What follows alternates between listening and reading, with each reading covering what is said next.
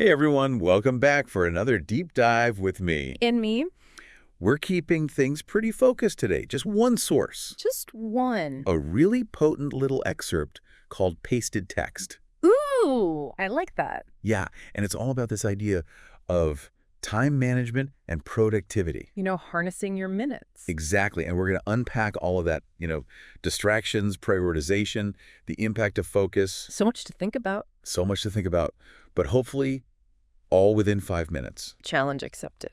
The first line of this excerpt just hit me like a ton of bricks. Oh, really? Every minute wasted is a minute stolen from your future.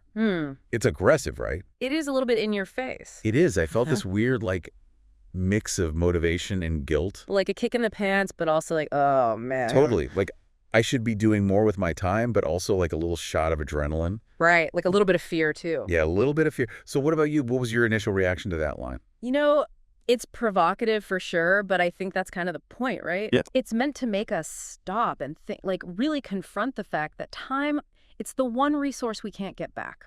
Oh, that's so true. You can always make more money, you can rest up and get your energy back, but time, that's it. Once it's gone, it's gone.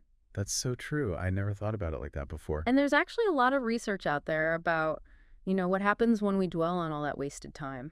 Oh, no. Tell me more. It's not good. Hmm.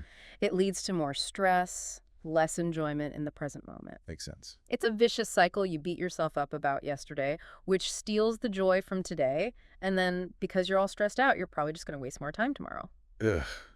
I see what you mean about a vicious cycle that is kind of terrifying. Yeah, it's a bit of a mind trap, Yeah. but being aware of it, that's the first step, right? Absolutely. Awareness is key. And speaking of awareness and productivity, the excerpt goes on to say, cut distractions, prioritize goals, and use time wisely. Sounds simple enough, right? Right. But in practice, so much harder. Oh, yeah, especially now when our devices are like these little distraction machines. It's true. It's like we're constantly battling against that notification bell. So true, so true. So what do we do about it? Okay, so beyond the usual turn off notifications advice, what are some actual strategies for cutting through the noise? Let's get tactical. Okay. One thing that I found super helpful, and a lot of people who struggle with that whole task switching thing, is the Pomodoro technique. I've heard of that. Yeah, you work in these focused bursts, 25 minutes on 5 minutes off. Oh, yeah. It kind of helps train your brain to stay on track, resist those distractions. I even downloaded an app for that once. Did it work? I get distracted setting it up. That's okay. It happens to all of us. Yeah, I guess it's really all about being intentional, right? Exactly. Even if you just decide, okay, I'm going to spend 10 minutes scrolling social media, and you do it consciously instead of just letting it bleed into your whole day, that can make a huge difference. Oh, that's such a good point. It's like being the boss of your own attention instead of letting it boss you around. 100%. And that kind of leads us to the next piece of the puzzle. Prioritization. Prioritization. How do we figure out what actually matters? Well, this excerpt didn't really give us a framework for that, did it? No, but I have one that I love. It's called the Eisenhower Matrix. Have you heard of this? The Eisenhower Matrix. No, tell me more. Okay, so you basically categorize your tasks based on urgency and importance. Okay. Is it urgent and important? Is it urgent but not important, important but not urgent, or neither? I'm already seeing how this could be helpful. Right, because it helps you really visualize what actually needs your attention right now versus what can wait or be delegated or maybe even just chucked off the list entirely. This is so relevant to what we were talking about before with the whole opportunity cost thing. Oh, tell me more about that. Well, if we're constantly running around putting out fires, dealing with things that are urgent but not actually important, Right.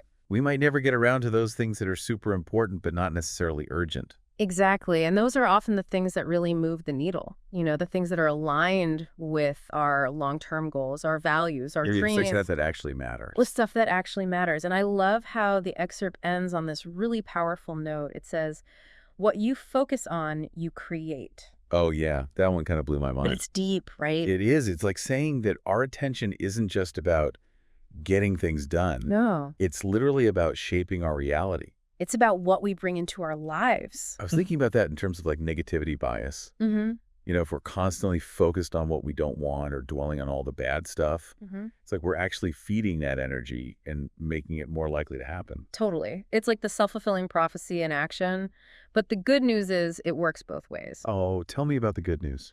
When we intentionally focus on our goals, the solutions, the positive outcomes, we're literally empowering ourselves to create a reality that's more aligned with what we want. Okay, so to recap, time is precious, distractions are sneaky, and focus is powerful. Big takeaway. Huge takeaways. So my question for you, listening out there, is what is one small shift you can make today to be more intentional with your time and your focus? I like that. Is it trying the Pomodoro technique, maybe mapping out your day with the Eisenhower matrix? Even just a 5-minute experiment can have a ripple effect. Such a good challenge. Yeah, I'm definitely feeling inspired to take action. Thanks for joining me on this deep dive. it's been a pleasure. I think we all just gained back a few minutes of our future. And maybe even created a brighter one. Yes to that. Right. Until next time, see you later.